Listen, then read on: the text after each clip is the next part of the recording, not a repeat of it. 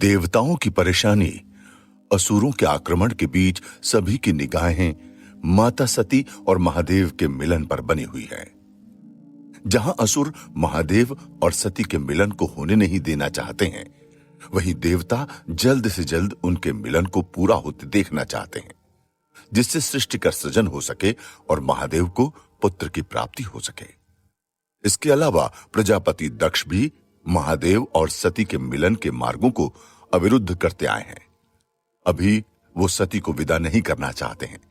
इसी क्रम में वो अपनी कई योजना को बना चुके हैं, लेकिन महादेव की लीलाओं के कारण उनका हर प्रयास असफल ही हुआ है। और अब दक्ष को समझाने के लिए देवताओं के आग्रह पर नारद जी उनसे भेंट करने आ चुके हैं।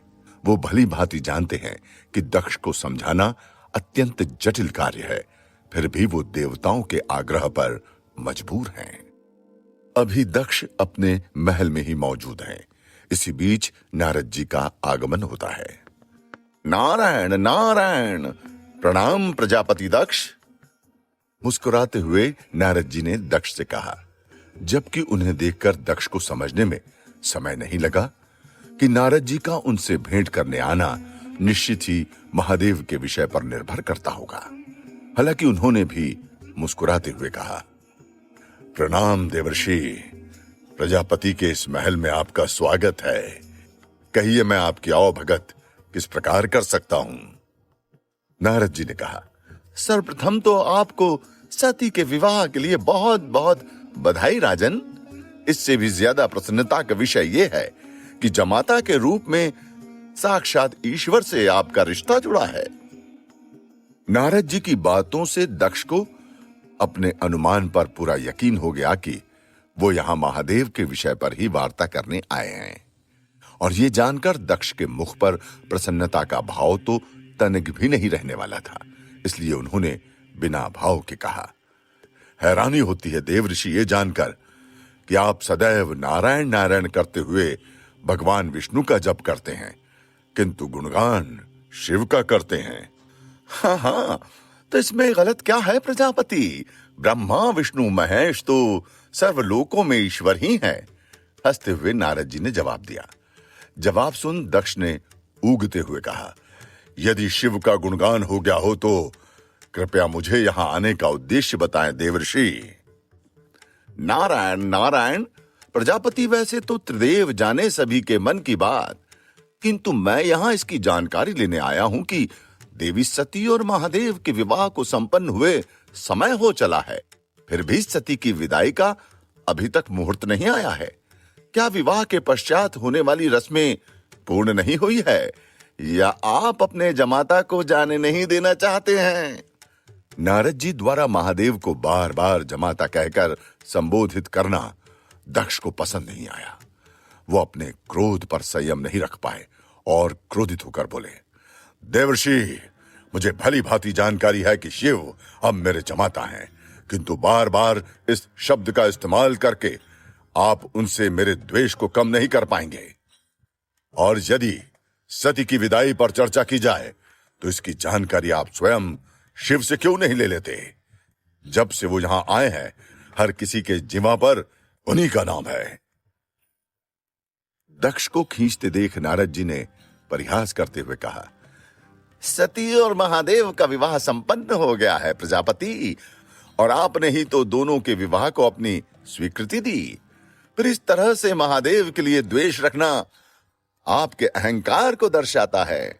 आप स्वयं ईश्वर से प्रतिशोध की इच्छा लिए बैठे हैं, जो कतई उचित नहीं है। इतना कहने के बाद नारद जी दक्ष की मंशा को समझते हुए उनके महल से प्रस्थान कर गए, जबकि दक्ष शांत बैठे रहे। उनके जाते ही रेवती ने दक्ष के दरबार में प्रवेश किया। चंद्रमा को हर तरीके से समझाने में विफल होने के बाद वो दक्ष से अपने और चंद्रमा के बीच के रिश्ते के बारे में बात करना चाहती थी, लेकिन जब उसने दक्ष के मुख पर क्रोध का भाव देखा तो वो कुछ कह नहीं पाई और वापस जाने के लिए दरबार से बाहर निकलने लगी। तभी दक्ष ने उसे आवाज देकर पुकारा, पुत्री रेवती, यहां तक आकर अपने पिता को अपने मन की मंशा बताए बिना ही चली जाओगी? आवाज सुनकर रेवती ने पीछे मुड़कर देखा। नहीं नहीं पिताजी, ऐसी कोई बात नहीं है। मैं तो बस आपसे मिलने आई थी, किंतु आपको चिंतित देखकर मैं साहस नहीं कर पाई। पिता से मन की बात कहने में कैसा साहस। वैसे भी महादेव के यहां आने पर सभी को बस उन्हीं का ख्याल है। दक्ष के हर शब्द में महादेव के लिए कड़वाहट ही निकलती थी और सबसे ज्यादा उन्हें अपने महल में महादेव का होना खल रहा था। वो महादेव से अपना प्रतिशोध नहीं ले पा रहे थे और हर बार अपनी योजना में विफल हो जा रहे थे। इसलिए उनका स्वभाव भी विचित्र हो गया था। वहीं उनकी बातों को सुनकर रेवती उनके करीब आ गई। फिर दक्ष ने कहा, अब बताओ पुत्री, तुम्हें किस विषय पर बात करनी थी? और ये कैसा रोगी जैसा भेष बना रखा है तुमने अपना? अपने पिता से प्यार के दो शब्द सुनते ही रेवती का दर्द उनकी आंखों से छलकने लगा और वो अपने आंसुओं को रोक नहीं पाई। फिर खुद को संभालते हुए उन्होंने कहा, पिताजी, चंद्रमा। इतना कहकर रेवती जोर जोर से रोने लगी। ये देख दक्ष ने सवाल किया, पुत्री, खुद को संभालो और मुझे पूरी बात बताओ। क्या चंद्रमा ने कुछ कहा? रेवती ने बताना शुरू किया, पिताजी, चंद्रमा ने मुझसे विवाह भले ही किया है, किंतु वो प्रेम केवल रोहिणी से करते हैं। मैंने उनको बहुत समझाने की कोशिश की, फिर भी वो मुझसे इस विषय पर बात भी नहीं करना चाहते। मेरे लिए उनका ये बर्ताव असहनीय हो गया है। आप कुछ करिए पिताजी। रेवती अपनी बात कहकर शांत हो गई, जबकि दक्ष कुछ देर तक मौन रहे और फिर उन्होंने कहा, पुत्री, मैंने चंद्रमा से तुम सभी का विवाह कराते समय ही समझाया था कि एक ही वर से विवाह करना आगे चलकर क्लेश का कारण बनेगा, किंतु तुमने मेरी बात नहीं सुनी। रेवती ने कहा, हाँ, लेकिन उस समय उन्होंने भी तो हम सभी के साथ विवाह करने पर सहमति जताई थी और अब वो मुझे अपनी पत्नी के रूप में स्वीकारने को तैयार नहीं है। अब आप ही उन्हें समझा सकते हैं पिताजी। रेवती पहले ही चंद्रमा से बात जान चुकी थी कि दक्ष रोहिणी से चंद्रमा का विवाह कराने को एक शर्त पर राजी हुए थे, जिसमें चंद्रमा को दक्ष की बाकी पुत्रियों से भी विवाह करना था। लेकिन वो इस बात पर यकीन नहीं कर पाई थी। वहीं दक्ष को अपनी शर्त के बारे में स्मृति होने लगी, इसलिए थोड़ा रुककर उन्होंने कहा, चंद्रमा पहले ही शिव के भक्त बन चुके हैं, किंतु तुम चिंता मत करो, मैं उन्हें समझाने का प्रयास अवश्य करूंगा। दक्ष से मिली सहमति के बाद रेवती खुशी खुशी वहां से चली गई और दक्ष वहीं रहकर गहरे ख्यालों में खो गए। अब तक महल में सती की विदाई की सभी तैयारियां पूरी हो चुकी थीं और सभी की आंखें कुछ ही क्षणों में नम होने वाली थीं। इधर सती भी पूरे महल में भ्रमण पर निकलने को उत्सुक थी। वो जाने से पहले महल के हर उस हिस्से को देखना चाहती थी जहां उनका बचपन बीता था। इस दौरान उनकी आंखों में आंसू बने रहे। फिर भी अपना भ्रमण समाप्त करने के बाद वो अपने आंसुओं को पोंछते हुए प्रसूति से मिलने उनके कक्ष में प्रवेश कर गई, जहां प्रसूति पहले से ही सती के बचपन से जुड़ी चीजों को प्यार से निहार रही थी। मां, सती ने अपने आंसुओं को पोंछते हुए प्रसूति को पुकारा। उन्हें देखते ही प्रसूति ने कहा, सती, आओ पुत्री, मैं तुमसे मिलने ही आ रही थी। इसके बाद सती प्रसूति के पास जाकर बैठ गई। पहले पहल दोनों ने अपनी अपनी भावनाओं को नियंत्रित करने का प्रयास किया, लेकिन दोनों इसमें असफल रहे। फिर रोते हुए प्रसूति ने उन्हें अपने गले से लगा लिया। उन्होंने कहा, पुत्री, याद है ये सभी वस्तुएं जिनके बीच तुम्हारा पूरा बचपन बीता? ऐसा लगता है कल की ही बात हो। लेकिन देखो, आज मेरी प्यारी सती विवाह योग्य हो गई और अब वो अपनी मां को छोड़कर जाने वाली है। सती ने रोते हुए जवाब दिया, मां, आपने अभी तक इन्हें संभाल कर रखा है। आप संसार की सबसे अच्छी मां हैं। आपने मुझे अत्यंत प्यार दिया, मेरी हर इच्छा को पूरा किया। ये मेरा नसीब था जो माता पिता के रूप में आप और पिताजी मुझे मिले। हाँ पुत्री, लेकिन अब तुम्हें कैलाश जाकर भी अपने माता पिता का मान रखना है। महादेव तुम्हारे पति हैं, इसलिए उनकी सेवा ही तुम्हारा परम धर्म होगा। पति पत्नी के रिश्ते की डोर बहुत ही नाजुक होती है, किंतु यदि एक दूसरे पर यकीन बना रहे तो यही डोर सबसे ज्यादा मजबूत साबित होती है। इसलिए तुम्हें भी अपने दाम्पतिक जीवन की इस डोर को मजबूत बनाना होगा। प्रसूति सती को वैवाहिक जीवन के महत्व के बारे में समझाने लगी और दोनों मां और पुत्री एक दूसरे से बातें करने लगे। इन्हीं भावुक पलों के बीच पाताल लोक में असुर सम्राट तारकासुर की चिंताएं बढ़ती जा रही हैं। वो महादेव और सती के मिलन से चिंतित होकर अपने गुरु शुक्राचार्य के समक्ष 2 बार अपनी व्यथा को लेकर जा चुका है। फिर भी उसकी चिंता समाप्त होती नजर नहीं आ रही है, जिसका मुख्य कारण उसका जीवन है। क्योंकि महादेव और सती के विवाह के पश्चात उनके करीब आने से तारकासुर के जीवन पर संकट गहराता जा रहा है। उसका अमरता का वरदान खतरे में आ चुका है। इसलिए उससे शांति से नहीं रहा जा रहा और इसलिए उसने अपने सलाहकार तेरकिराज से कहा, अब बहुत हुआ, बस बहुत हुआ। मैं इस तरह से शांत बैठकर महादेव को पुत्र की प्राप्ति होते नहीं देख सकता। ऐसे तो मेरी मृत्यु निश्चित हो जाएगी। अब मुझे ही कुछ करना होगा। उसके क्रोध को देख तेरकिराज ने डरते हुए कहा, किंतु असुर सम्राट, गुरु शुक्राचार्य ने अभी हमें शांत रहने का आदेश दिया है। तारकासुर की बात सुनकर तेरकिराज शांत हो गया। उसे समझ नहीं आ रहा था कि अब वो क्या कहे, क्योंकि शुक्राचार्य को तारकासुर के क्रोध के बारे में भली भांति जानकारी थी और उन्हें यह भी पता था कि तारकासुर महादेव और सती के विवाह की खबर सुनते ही शांत नहीं बैठेगा। इसलिए उन्होंने तारकासुर के क्रोध को शांत कराने की जिम्मेदारी तेरकिराज को ही दी थी। हालांकि अब उसके समझाने के बाद भी तारकासुर शांत बैठने को तैयार नहीं था। अब उसे और अधिक समझाना खुद की मृत्यु को आमंत्रित करना था। इसलिए थोड़ा रुककर तेरकिराज ने कहा, तो अब हमें क्या करना चाहिए असुर सम्राट? तारकासुर ने तपकते हुए कहा, वो मुझे नहीं पता तेरकिराज, इसके बारे में तुम्हें सोचना होगा। तो हमें स्वर्ग पर आक्रमण कर देना चाहिए, तेरकिराज ने कहा। और उससे क्या होगा? तारकासुर ने सवाल किया। अपने सुझाव को समझाते हुए तेरकिराज ने कहा, उससे महादेव देवताओं की मदद करने में व्यस्त हो जाएंगे, फिर उन्हें सती के साथ मिलन का समय ही नहीं मिलेगा।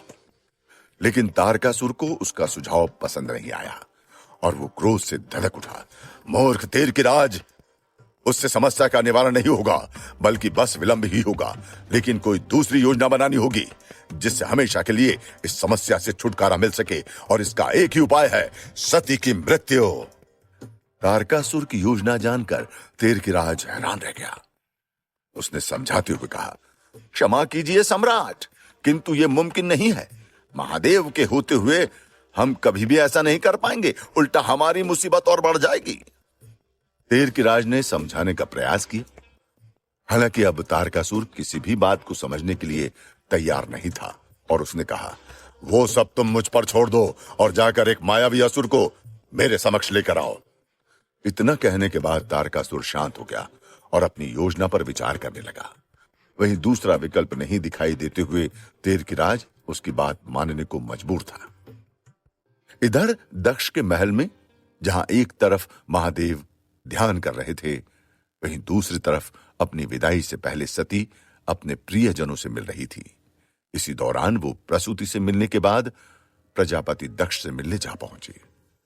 पिताजी, आप यहां एकांत में क्यों बैठे हैं? क्या आप मुझे विदा करने नहीं आएंगे? भावुक होते हुए सती ने कहा। दक्ष ने भी नम आंखों से जवाब दिया, मैं कैसे तुम्हें विदा होते हुए देख सकता हूं मेरी पुत्री, लेकिन संसार के नियम के कारण मुझे यह जटिल कार्य करना ही होगा। मैंने कभी सोचा नहीं था मेरी प्रिय पुत्री इतनी जल्दी अपने पिता को छोड़कर चली जाएगी। इसके बाद दक्ष ने सती को गले लगा लिया और दोनों नम आंखें लिए दरबार में आ पहुंचे, जहां पहले से ही सभी मौजूद थे। वहीं दक्ष और सती को साथ देखकर नालिनी ईर्ष्या करने लगी। दूसरी तरफ एक एक कर सती सभी से मिलने लगी। इसी दौरान प्रसूति ने दक्ष से कहा, स्वामी, हमें अपने जमाता को भी यहां बुलाना चाहिए।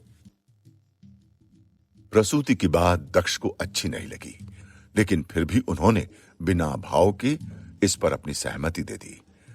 जिससे नालिनी समझ गई कि जरूर दक्ष के मन में महादेव के खिलाफ कोई योजना चल रही है। हालांकि बुलावे के पश्चात थोड़ी ही देर में महादेव ने दरबार में प्रवेश किया। उनके मुख पर हमेशा की तरह मुस्कान थी। महादेव के दरबार में प्रवेश करते ही दक्ष ने अपनी योजना के मुताबिक उनसे कहा, आइए महादेव, आपने जितना समय यहां गुजारा, आशा करता हूं आपको किसी बात की कोई कमी नहीं रही होगी। थोड़ा रुककर उन्होंने कहा, सती का विवाह तो मेरी इच्छा के मुताबिक नहीं हो पाया, इसलिए विवाह के पश्चात मैं सती को कुछ उपहार देना चाहता हूं। दक्ष के इतना कहते ही कई दास और दासियों ने दरबार में तरह तरह के उपहारों को लाकर रख दिया, जिसे देख दक्ष के मुख पर कुटिल मुस्कान आ गई। वहीं नालिनी को छोड़कर किसी को कुछ समझ नहीं आ रहा था कि दक्ष ये क्या कर रहे हैं, जबकि सब कुछ जानते हुए भी महादेव दक्ष की योजना पर मुस्कुरा रहे थे। इसके बाद दक्ष ने कहा, क्षमा कीजिए, मैंने इन सभी वस्तुओं को उपहार नाम दिया है। मैं जानता हूं कि आपको उपहार पसंद नहीं, किंतु उन सभी वस्तुओं का इस्तेमाल तो सती की दिनचर्या में शामिल है। उसने कभी भी बाहर के माहौल के हिसाब से खुद को नहीं ढाला है। जो भी चाहा उसे तुरंत मिल गया। फिर वहां कैलाश पर खुले आसमान के नीचे रहना, जंगलों के बीच आसन लगाना, पत्थरों पर विश्राम करना उसके लिए संभव नहीं हो पाएगा। इसलिए इन सभी वस्तुओं को उपहार के स्थान पर आवश्यक कहना उचित रहेगा। और सती को यहां जैसा जीवन देना आपके लिए असंभव सा होगा। अतः मेरी आपसे विनती है कि इन्हें स्वीकार करें। ये थी दक्ष की नई योजना, जिसके चलते वो महादेव को अपमानित करना चाहते थे। और दरबार में उपस्थित प्रत्येक व्यक्ति इस बात को भली भांति समझ चुका था। जबकि सब कुछ सुनने के बाद महादेव अभी भी मुस्कुरा रहे थे। अब क्या होगी दक्ष की इस योजना पर महादेव की प्रतिक्रिया?